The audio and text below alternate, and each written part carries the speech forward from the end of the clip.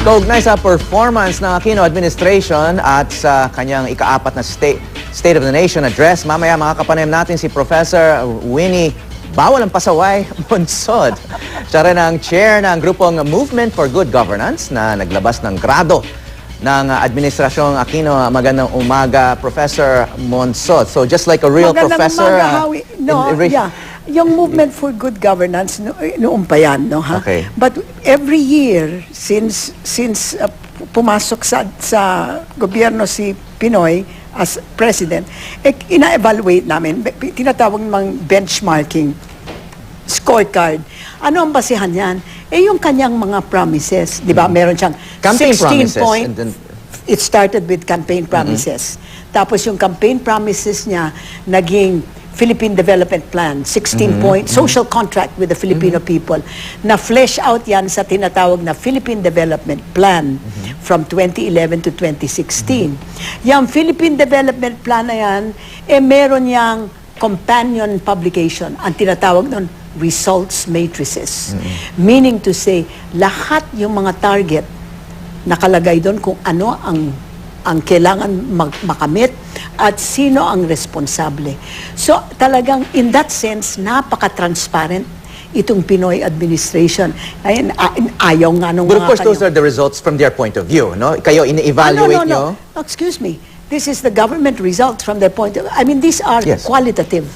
But, you know, there are 227 targets. 227, that 16-point program comes out with 200. We cannot, masyadong detalyado yon. So, ang ginawa namin, yung parang forest rather than the trees, economy, education, health, environment, ayan, governance. But at the same time, kasi nabasa ko nga yung report nyo, you broke it down. Like the economy, you broke it down, inflation, poverty reduction, and we break economic it down growth. according to the Philippine Development Plan. Hindi kami nagsasabi, ito ang gusto namin gawin ninyo. Hindi. Sinasabi namin, ito ang sinabi nyo gagawin ninyo. Kanina po ay pinakita yung grading system, no? 0 to 10. 0, of course, is he broke his promise. Basically a failure. No, broke his promise. Broke his promise. Hindi niya, he has not even tried. Okay, so yung 0, walang ginawa in terms of yung mga pangako, and then yung 10, of course, is the highest. Nagawa ang trabaho sa panahong... Actually, early achieving yan. In fact, 10, parang you exceeded expectation because yung 7.5, you're on track. Absolutely, you're on track. Okay, speaking of which, let's try to tackle the highlights lang kasi of course it's a big report. Yeah. No? Yung 10, you only gave 2 tenths. I think economic growth and controlling inflation. You are a man after my own heart. You're the only one that actually looked at it and said you gave 2 tenths. Yeah, in the economy. Yeah, it's true. He got 10 for economic growth, 10 for stability. For inflation, controlling inflation. That's for the economy. Apo. Meron rin siyang nakamit na 10 sa ibang kwan.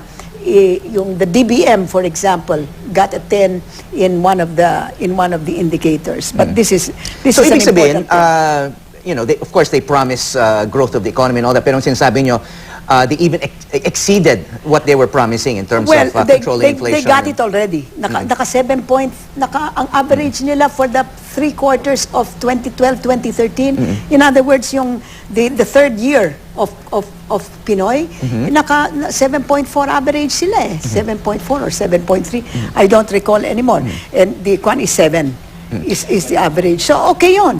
So I gave him a 10 for that. That's absolutely, and 10 for inflation because talagang the Bangko Sentral has been able to control inflation. It's always within target.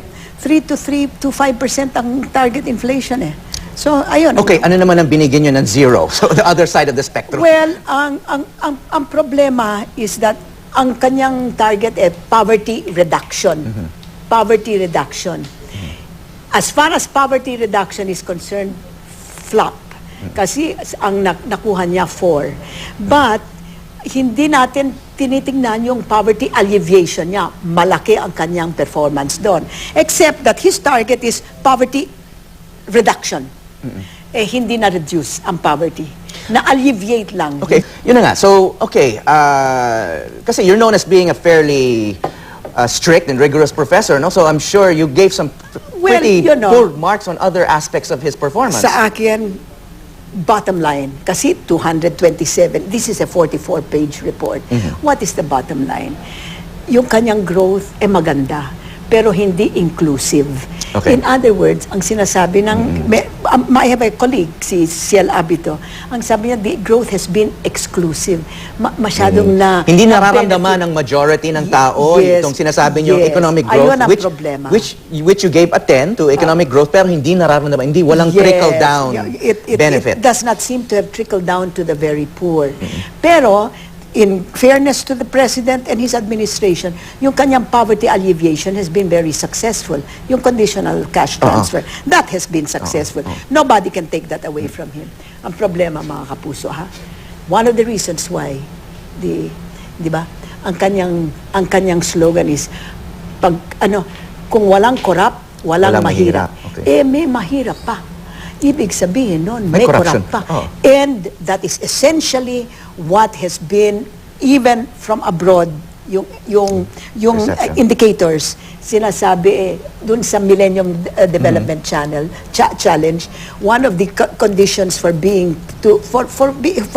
able to have a contract is yung control of corruption has to be above the median. Hanggang ngayon hindi pa above the median. So control of corruption, President Aquino's administration has not been very successful, and obviously one of the reasons why is the entire legislature makes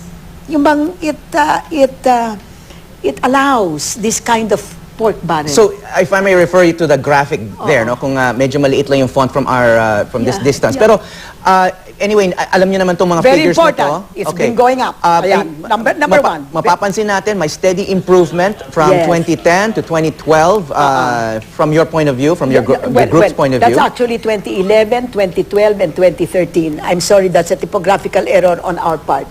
This is the 2013. 2013. So 2011, yung kanyang score for his first year, talagang bagsak yan. 4.69. Okay, it's below, less than slow. Below 5. From 2011 to 2012, maganda ang takbo. I mean, going on the way up. And 2012 to 2013, also going up, but not as fast. Kasi meron kaming inad agriculture at saka merong ginawang, they're not strictly comparable because may mga indicator na pinasok na wala noon.